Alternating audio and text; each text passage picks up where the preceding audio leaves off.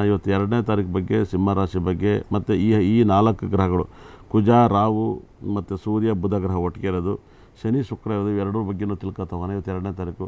Madam ಇವತ್ತು ಜನರಲ್ಲಾಗಿ ನೀವು ರಾಶಿ ಬಗ್ಗೆ ಹೇಳ್ಬೇಕಾದ್ರೆ ಇಷ್ಟು ಗ್ರಹಗಳು ಒಟ್ಟಿಗೆ ಏನೇನೆಲ್ಲ ಹೇಳ್ತಾರೆ 2ನೇ ತಾರೀಕು, ಅದು ಕೂಡ ಸಿಂಹರಾಶಿ. ಇವಾಗ ಸಿಂಹರಾಶಿ ನೀವು ಟೈಮ್ ಚೆನ್ನಾಗಿಲ್ಲ ಅಂತ ಸಾಕಷ್ಟು ಪ್ರೆಡಿಕ್ಷನ್ ಕೊಡ್ತಲೇ ಇದ್ರೆ, ಸಿಂಹರಾಶಿ ಮಕ ಪುಬ್ಬ ಉತ್ತರ ನಕ್ಷತ್ರ ಆಗಿರ್ಬೋದು, ಇದ್ರ ಬಗ್ಗೆ ಏನು ಮಾಹಿತಿ ನಾನು ಹೇಳ್ತೀರಾ? ಸಿಂಹರಾಶಿಯವರಿಗೆ ಬಹಳಷ್ಟು ಟೈಮ್ ಕೆಡ್ತಾ ಬಂದಿದೆ. ಯಾಕಂದರೆ ರಾಶಿಯಲ್ಲಿ ಕೇತು ಬಂದಿದ್ದ ತಕ್ಷಣವೇ ಆಲ್ರೆಡಿ ಟೈಮ್ ಕೆಟ್ಟಿದೆ ಅಂತ ಹೇಳ್ಬೋದು. ಯಾಕಂದರೆ ಎಮ್ ಅನ್ನೋ ಅಕ್ಷರಕ್ಕೆ ನೀವು ರಾಶಿಯಲ್ಲಿ ಕೇತು ಬಂದು ಎಮ್ ಅನ್ನೋ ಅಕ್ಷರಕ್ಕೆ ಟೈಮ್ ಚೆನ್ನಾಗಿಲ್ಲ ಅಂತ ಬಹಳಷ್ಟು ಸಾರಿ ನಾವು ಹೇಳ್ತಾ ಬಂದಿದ್ದೀವಿ. ಅದೇ ರೀತಿ ಎಮ್ ಅನ್ನೋ ಅಕ್ಷರಕ್ಕೆ ತುಂಬಾ ತೊಂದರೆಗಳು. ಯಾರೆಲ್ಲ ಎಮ್ಮಿಂದ ಅಕ್ಷರ, ಇವಾಗ ಎಮ್ ಅಂತ ಅಂದರೆ ನೀವು ಮಂಡ್ಯನೇ ಆಗಿರ್ಬೋದು, ಮಂಜುನಾಥ್ ಅಂತ ಆಗಿರ್ಬೋದು, ಇವಾಗ ಈ ಧರ್ಮಸ್ಥಳದ್ದೆಲ್ಲ ತುಂಬ ವಿಚಾರಗಳನ್ನ ಕೇಳ್ತಾ ಬಂದಿದ್ದೀರಿ ಏನೇನೆಲ್ಲ ಆಯಿತು ಅಂತ. ಅದೇ ರೀತಿ ಅಷ್ಟಮದಲ್ಲಿ ಶನಿ ಬಂದು ಸಿಂಹರಾಶಿಗೆ 8ನೇ ಮನೇಲಿರೋದ್ರಿಂದ ಅದು ಏನೆಲ್ಲ ಮಾಡಿಸುತ್ತೆ ಅಂದರೆ, ಯಾವಾಗಾದರೂ ಸಿಂಹರಾಶಿಯವ್ರ ಮನೆಯಲ್ಲಿ ಅಪಘಾತಗಳು, ಆಕ್ಸಿಡೆಂಟ್ಗಳು, ಬ್ರೇಕಪ್ಪು, ಮದುವೆ ಆಗೋವಂಥ ಮದುವೆ ಹತ್ರಕ್ಕೆ ಬಂದಿರೋ ಮದುವೆ ನಿಂತೋಗೋದು, ಈ ಥರದ ಒಂದು ಇನ್ಸಿಡೆಂಟ್ ಎಲ್ಲ ಆಗ್ತಾ ಬರ್ತಿದೆ. ರಾಶಿಯಲ್ಲಿ ಕೇತು ಬಂದಾಗಿಂದನೇ ಇದೆಲ್ಲ ಸ್ಟಾರ್ಟ್ ಆಗಿದೆ. ಶನಿ ಬದಲಾವಣೆಯಿಂದ ಕೂಡ ಸ್ಟಾರ್ಟ್ ಆಗಿದೆ.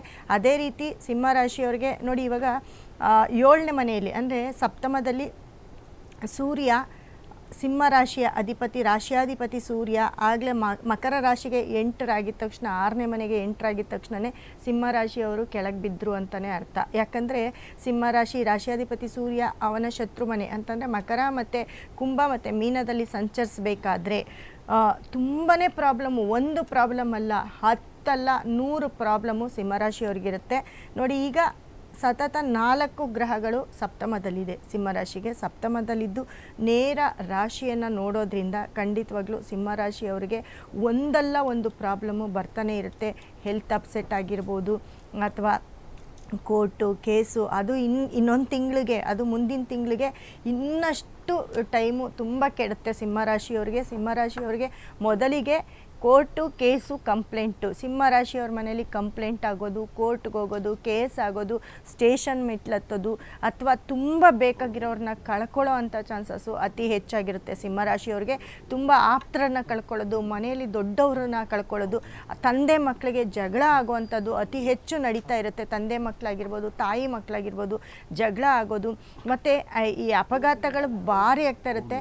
ಮತ್ತು ಏನಾದರೂ ಕಾಯಿಲೆ ಅಂತ ಬಂದಾಗ ಅದು ಇಂಥ ಕಾಯಿಲೆ ಅಂತ ಫೈಂಡ್ ಆಗೋದು, ಆಪ್ರೇಷನ್ಗಳಾಗೋದು, ಇವೆಲ್ಲವೂ ಸಿಂಹರಾಶಿಯವ್ರಿಗಾಗುತ್ತೆ. ಸಿಂಹರಾಶಿಯವರಂತೂ ಯಾಕಪ್ಪ ಬದುಕಿದ್ದೀವಿ ಅನ್ನೋಷ್ಟು ತುಂಬ ಅನ್ಕೋಬೇಕು ಅವರು. ಅಷ್ಟೊಂದು ಕಷ್ಟದ ಒಂದು ದಿನ ಸಿಂಹರಾಶಿಯವ್ರಿಗೆ. 90 ದಿನ ಕೂಡ, 90 ದಿನ, ಒಂದು ದಿನ ಅಲ್ಲ, 90 ಡೇಸ್. ಆಗಲೇ 1.5 ತಿಂಗಳು ಮುಗ್ದಿದೆ. 90 ಡೇಸು ಸಿಂಹರಾಶಿಯವರು ಇದ್ದೀವಾ ಇಲ್ವಾ ಅನ್ನೋ ರೀತಿ ಇರಬೇಕಾಗುತ್ತೆ. ಮತ್ತು ಕೆಲಸ ನೋಡಿ, ಕೆಲಸ ಅಂತ ಬಂದಾಗ ಅವ್ರು ಯಾವುದಾದ್ರೂ ಕಂಪ್ನಿ ನಡೆಸ್ತಾ ಇರಲಿ ಅಥವಾ ಯಾವುದಾದ್ರೂ ಗೌರ್ಮೆಂಟ್ ಹುದ್ದೆಲಿರಲಿ, ಅದರಿಂದ ಕೆಲಸ ಕಳ್ಕೊಳ್ಳೋ ಅಂಥದ್ದು, ಅಥವಾ ರೈಡ್ಗಳಾಗೋದು, IT ರೈಡ್ಗಳಾಗೋದಾಗಿರೋದಾಗಿರ್ಬೋದು.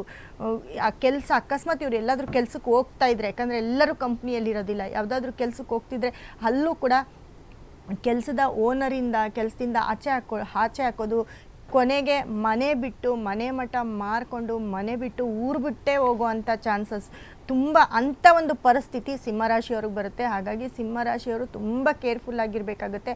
ಅದರಲ್ಲೂ ಅನ್ನೋ ಅಕ್ಷರ ಇದೆಯಲ್ಲ, ಆ ಅಕ್ಷರದಲ್ಲಿ ಯಾರಾದರೂ ಹೆಸರಿಟ್ಕೊಂಡಿದ್ರೆ ಅವ್ರಿಗೆಲ್ಲರಿಗೂ ಕಷ್ಟ ಅನ್ನೋದು ಈ 3 ತಿಂಗಳಲ್ಲಿ ನೀವೇನೇನೆಲ್ಲ ಮಾಡಿರ್ತೀರೋ ಅದೆಲ್ಲವೂ ಕೂಡ ನಿಮ್ಮ ಕಣ್ಮುಂದೆ ಬರುತ್ತೆ. ಹಾಗಾಗಿ ಸಿಂಹರಾಶಿಯವ್ರಿಗೆ ತುಂಬ ಟೈಮ್ ಕೆಟ್ಟು ಕೆರೆ ಹಿಡಿದಿದೆ. ತುಂಬ ಕೇರ್ಫುಲ್ ಆಗಿರಬೇಕಾಗುತ್ತೆ.